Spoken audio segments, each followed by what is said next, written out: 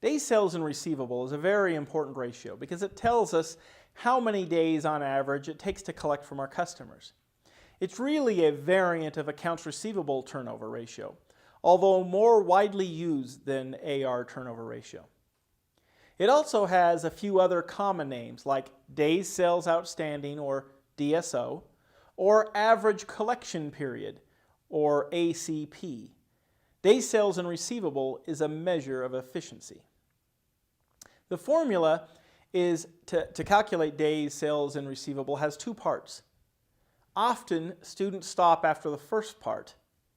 Please don't do that. The first part is net sales revenue divided by 365 days if you are calculating this using annual data.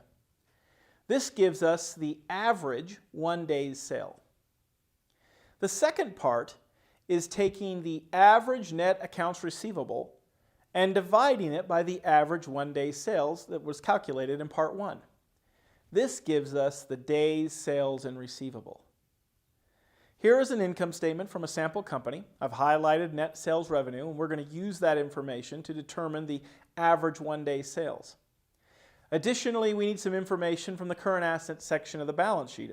I've highlighted 2 years' worth of net accounts receivable balances.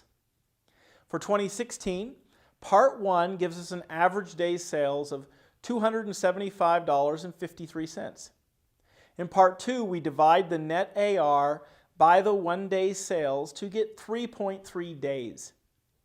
On average, we collect our accounts receivable every 3.3 days, which is a little too good to be true.